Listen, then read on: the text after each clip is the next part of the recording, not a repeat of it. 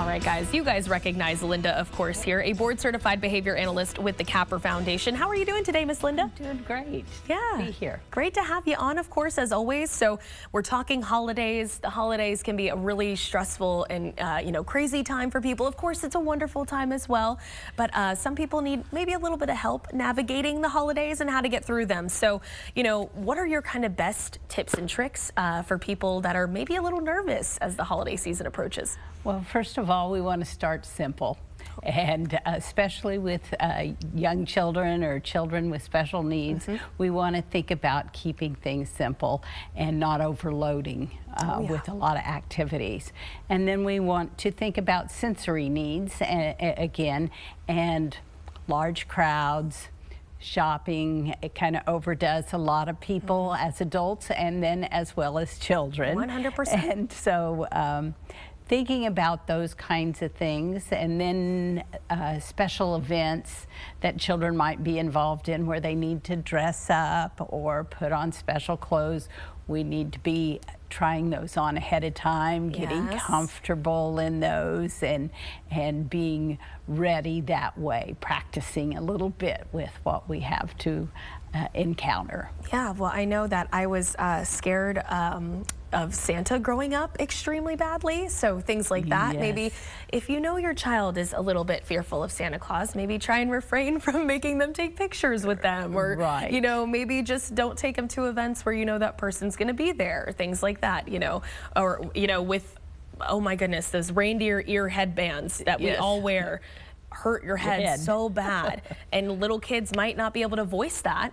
So just something to be cognizant of is totally great advice this morning. Is there ways that people can practice too and do these things specifically? Right, and there are some sensory-oriented places to go see Santa, or sensory activities that might be less stressful. So, for example, going for a ride in the car to see Christmas lights keeps you in your comfort zone, but includes the Christmas holiday spirit kind of things. Yeah, and allows them to still see and be a part of that holiday spirit. Okay. But we want to think about practicing with other people too, and knowing if we're going to visit family or family is coming in, how do we prepare children for that? Especially if they don't see that relative very often. We want to do picture albums of encounters that we've had before, talk about those. We want to practice how we respond to people when we open a present, maybe. Teach some of those pleases and thank you. Those kinds of things. But we also want to take into account the needs of our child, and if they need a quiet space. So sometimes the activity of the day and the things like that going on need a quiet space.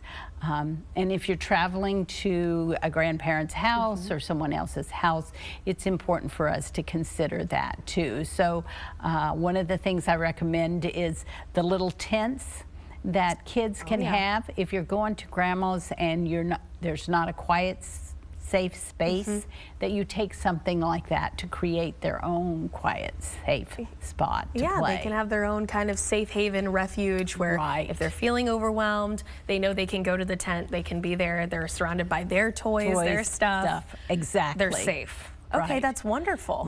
That's a great way for parents to, or I mean, just it would be taking outside be a good option too, maybe going for a walk, something like that, kind of removing them from that situation. Exactly, whatever is some of their calming kind of factors, and being involved. But we all need to get rid of that extra energy that we have as well.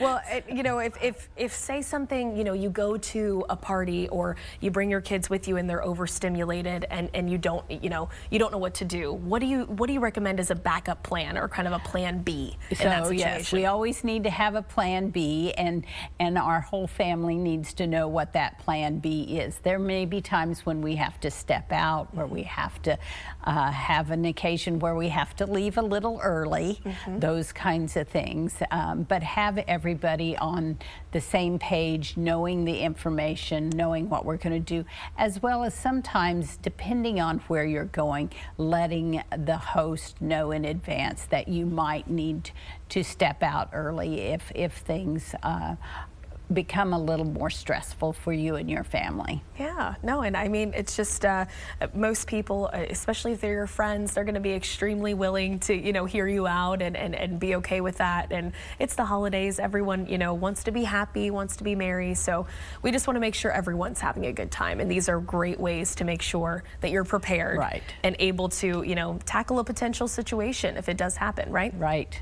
And if you're traveling, letting your child know in advance what's going to happen. We talk about social stories and putting little pictures together so they know what it looks like on an airplane. They know what their expected behavior is to be, that we're not going to be able to jump and run, but we're going to take these things that you enjoy to sit and play and to kind of have some expectations and be aware of those. But social stories are great. That sounds wonderful, because that's a great way to get them like, hey, this is what it's going to be like. This is what we're going to do.